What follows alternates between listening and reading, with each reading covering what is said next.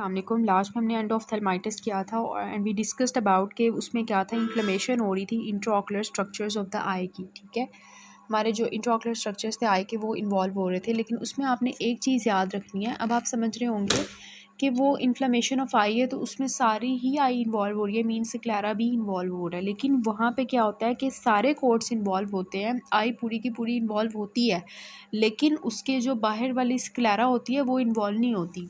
ठीक है, ये आपने याद रखना है, इंपॉर्टेंट एमसीक्यू है आपका। पेनोफ्थेल्माइटिस क्या होती है कि इसमें होल आईबॉल की भी इन्फ्लेमेशन हो जाती है और टेनेंस कैप्सूल की भी इन्फ्लेमेशन हो जाती है। So it is the inflammation of whole eyeball including the Tenon's capsule. उसमें क्या था, इंट्राओकुलर स्ट्रक्चर्स की इन्फ्लेमेशन थी। यहाँ पे किसकी इन्फ्लेमेशन है, होल आईबॉल की, मतलब कि इंट्रा ऑर्बिटल स्ट्रक्चर्स की भी। वहाँ पे सिर्फ इंट्राओकुलर थी, यहाँ पे इंट्राओकुलर प्लस इंट्रा ऑर्बिटल। ठीक है, इसका कॉज क्या होता है कि जब एंडोफ्थेल्माइटिस हमने पढ़ा था कि कॉम्प्लिकेशंस हो जाती हैं, तो एंडोफ्थेल्माइटिस की कॉम्प्लिकेशंस में पैनोफ्थेल्माइटिस है, तो इसकी कॉज वही है एंडोफ्थेल्माइटिस। एंडोफ्थेल्माइटिस की कॉजेज हमने दूसरी पढ़ी थी। ठीक है, लेकिन यहाँ पे ये पैनोफ्थेल्माइटिस एंडोफ्थेल्माइटिस के बाद हो रहा है, ये नहीं है कि डायरेक्ट पैनोफ्थेल्माइटिस हो जाएगा। क्लिनिकल फीचर्स क्या होते हैं, सिम्टम्स, पेशेंट बहुत ज़्यादा स्वीयर ऑक्यूलर पेन के साथ और हेडेक के साथ आया होता है, और उसकी लॉस ऑफ विजन जो है मार्क्ड होती है, बहुत ज़्यादा लॉस ऑफ विजन होती है। ठीक है, मतलब एंडोफ्थेल्माइटिस से ज़्यादा विजन लॉस होगी, एंडोफ्थेल्माइटिस से ज़्यादा स्वीयर ऑक्यूलर पेन और हेडेक होगी।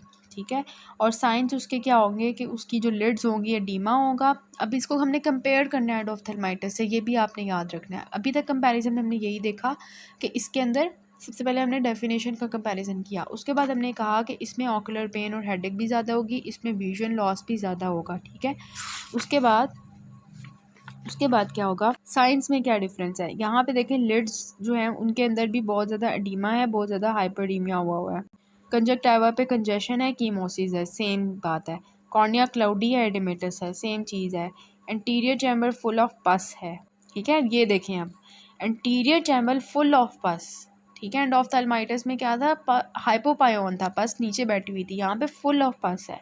Intraocular pressure is raised, extraocular movements are restricted and painful. ये इसकी बहुत इंपॉर्टेंट डिफरेंशिएटिंग चीज़ है कि यहाँ पे एक्स्ट्राऑकुलर मूवमेंट्स बिल्कुल ख़त्म हो जाती हैं, और अगर वो मूव करने की होती वैसे नहीं है, लेकिन वो पेनफुल बहुत होती है। ठीक है, मूवमेंट नहीं होती, सारे वो इंट्राऑकुलर स्ट्रक्चर्स और इंट्रा ऑर्बिटल स्ट्रक्चर सारे इन्वॉल्व हो गए हैं, मसल्स भी इन्वॉल्व हो गए, तो मसल्स कैसे मूव करेंगे, तो इस वजह से extra ocular movements are restricted. Complications इसकी क्या हो सकती हैं, ये भी ऑर्बिटल सेलुलाइटिस की तरफ जा सकता है, और फर्दर ये ब्रेन के अंदर चीज़ें जाएंगी, meningitis, encephalitis, cavernous sinus thrombosis.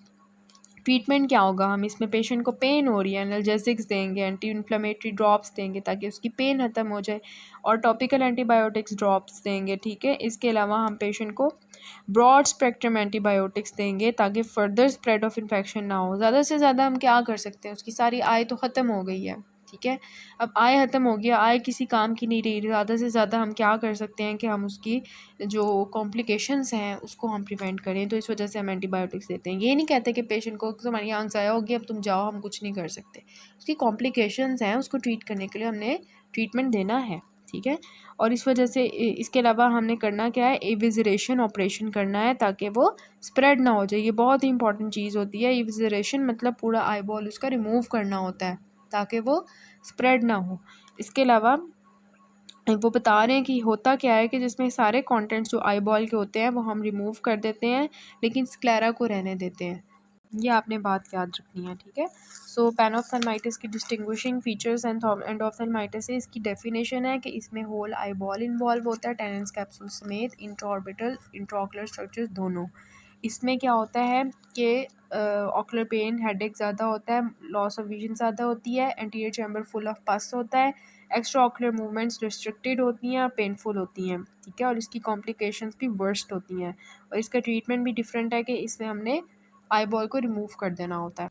इसमें वैसे प्रोप्टोसिस भी हमें मिलता है, मतलब प्रोप्टोसिस होता है कि आईबॉल आगे की तरफ मूव कर गई होती है ना, वो भी हमें मिलता है ज़्यादातर। That's it about the पैनोफ्थेल्माइटिस।